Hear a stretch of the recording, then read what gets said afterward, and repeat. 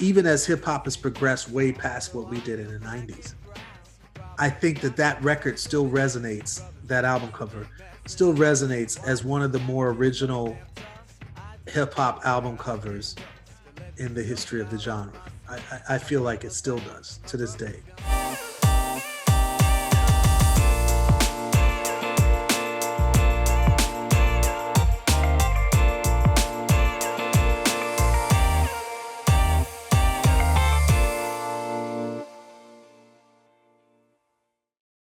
What's up, everybody? It's Soren Baker here on Unique Access Entertainment. As always, please hit that subscribe button. It's right down there. It's free. Enables us to keep coming to you guys as often as possible with as many interviews as possible. So please hit that subscribe button, like our content, share it, talk about it, be about it. Each one teach one, and we appreciate your guys' support. Now, today for Cover Story, we have the honor and the privilege of being joined by Speech. Thank you for coming through, sir. Yeah, it's my pleasure, bro. Thank you.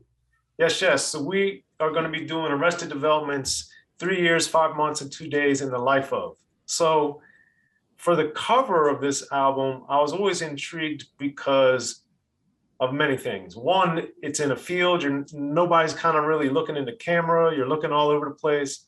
So let's start with the field. How did you guys select this location for the album cover? Yeah, at the time I was working with Chrysalis Records, and they had like big old photography books that they would send to Atlanta to let us look over. Well, first of all, I discussed that I wanted it to be in the country. I wanted it to be in a field, and I wanted it to feel rural. And they started sending a bunch of, like, I don't know what they call them, but basically photographer, lookbooks or whatever. And we just started, literally, me and Headliner were digging through those, just trying to, find some dope shots. And once we found some that we sort of liked, like that were in the frame of mind of what we were looking for, we needed to hire a photographer. And they suggested, it's actually the wife of the lead singer of Tears for Fears. I'm forgetting his name right now.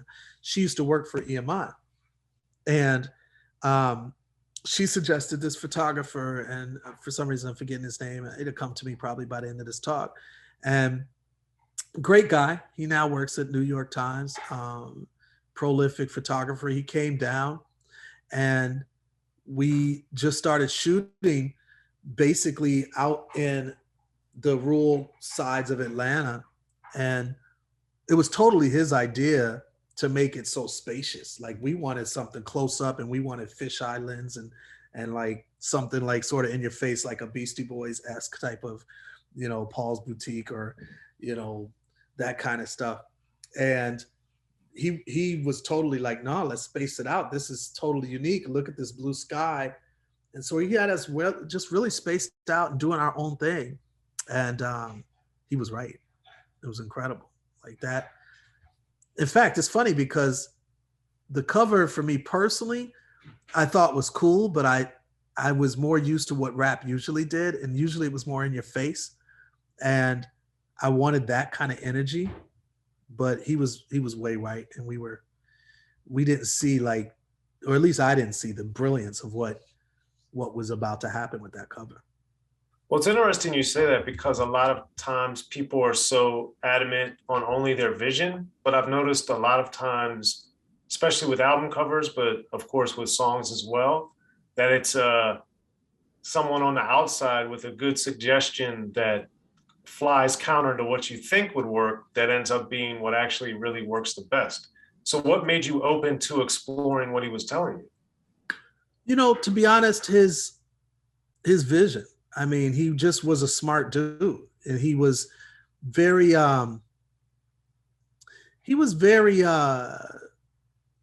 almost like documentary style. The way that he wanted to shoot us, it made us feel bigger than what we were, and he had this way of almost shooting us like an incredible nature shot might be shot, he wanted to shoot us that way. And it was more of a major motion picture look, as opposed to just like, we represent Atlanta, or we represent, it almost looked like a big screen film, as opposed to, just a small little posse cut, picture that we could do together. So yeah, he just had that vision. And do you remember how and why you guys selected the specific outfits you were wearing? Because they're very colorful, but it reminded me of earlier native Tungzi Tribe Called Quest, People's Instinctive Travels in the Paths of Rhythm, somewhat. Yeah, I agree with that. Back in those days, hip hop was very conceptual. Like Public Enemy had the S1Ws, Professor Griff as the Minister of Information. They all had black outfits with black boots and automatic machine guns and stuff. Like Tribe Called Quest with that first record was more like the rice hats and the daishikis and instinctive travels type of energy. Jungle Brothers was like straight up coming straight out the jungle type of energy. X Clan was like rings in their noses and big canes and tons of dripping jewelry, but none of it like gold, more of it like cowrie shells and just African stuff. So it was very conceptual time period. So our stylist was one of the members, Airly Tari. She was very, very gifted with sewing things together and just having different textures, you know what I mean? Trying to bring something new to the table. And again, that was welcomed in the industry at that time. And by the way, I remember the photographer, his name is Jeffrey Scales. He's a beast. He still is a beast to this day.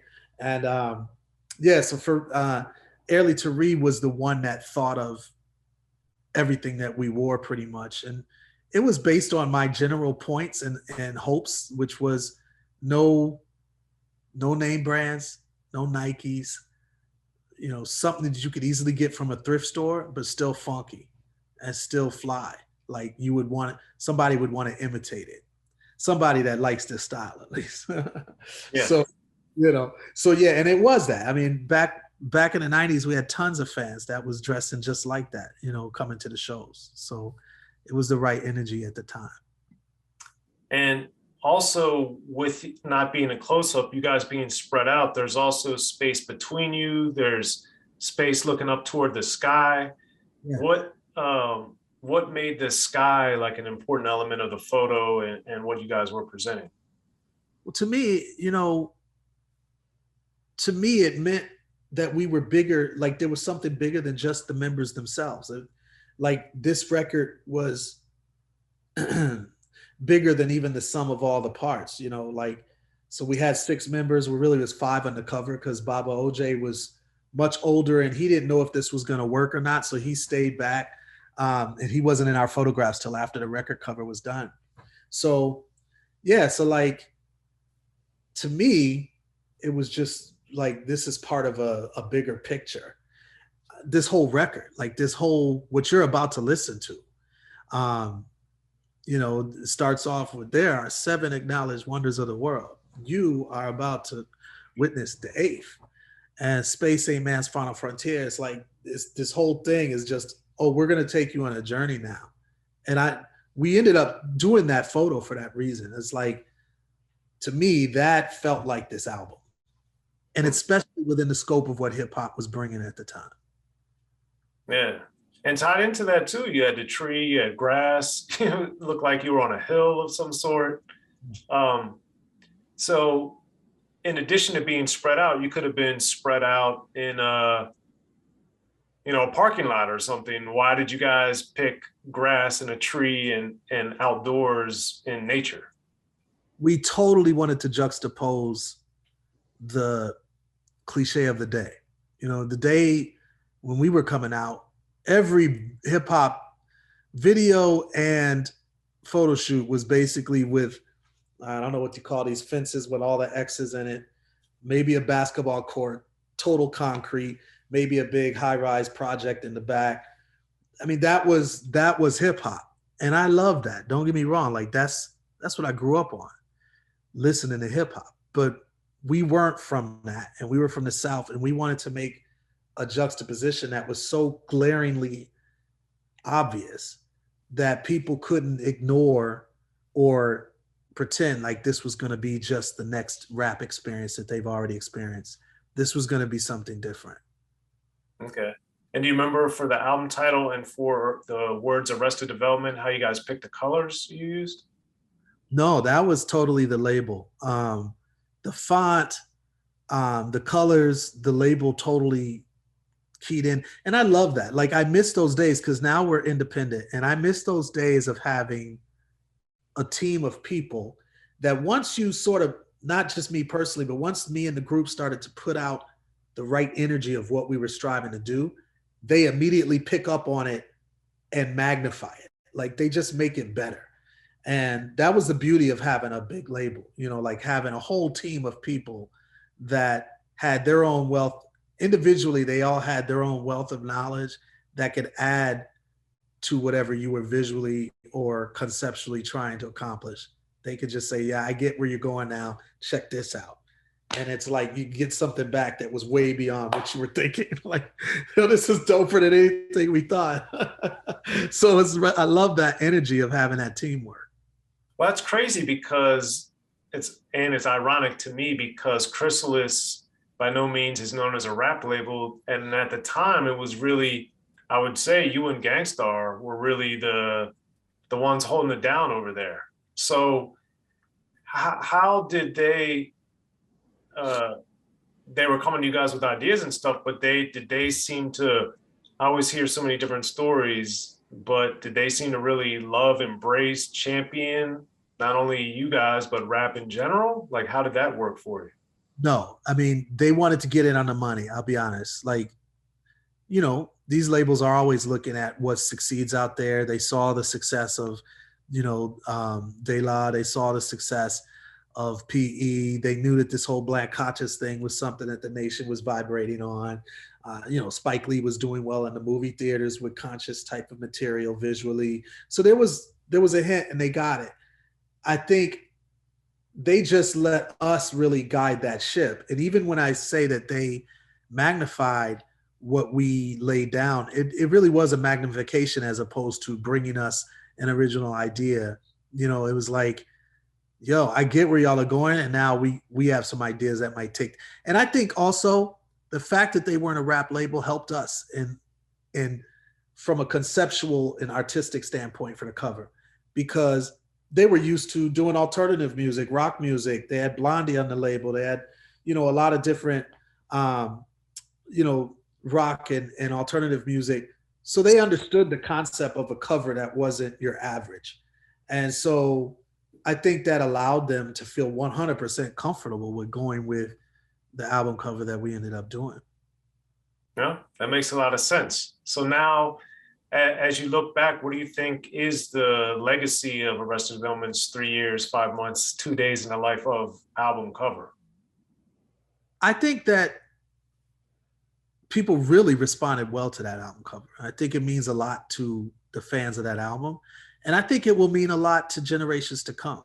Yeah, I do. I really do. I think that even as hip hop has progressed way past what we did in the 90s, I think that that record still resonates, that album cover still resonates as one of the more original hip hop album covers in the history of the genre. I feel like it still does to this day.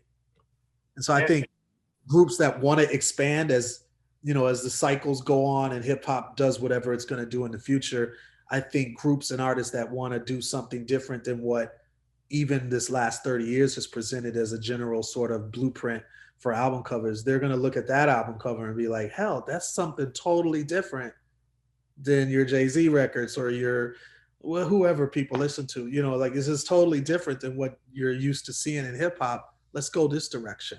So yeah, I feel like it's still going to be inspirational to a lot of artists in the future. Absolutely. Well, Speech, thanks for coming through the cover story, man. I appreciate it. Yeah, my pleasure, man. Thank you. In the beginning, hip-hop was ruled by the East Coast. Then the West Coast rose to prominence thanks to gangster rap. Straight out of Compton, crazy motherfucker named Ice Cube. Hip-hop changed the world. Gangster rap changed the narrative. I'm representing for the gangsters all across the world. And then changed the world again. Cause I'll come and take your life away. The history of gangster rap features unheard stories, unseen photos and documents, all with exclusive interviews from the founders and players who shaped gangster rap. I think a real gangster rapper has to scare you a little bit. The history of gangster rap, written by veteran rap journalist Soren Baker. In stores now. Yo, what up? This is DJ Quick. Be sure to pick up my homeboy Soren Baker's book, The History of Gangster Rap, if you really want to know what we do.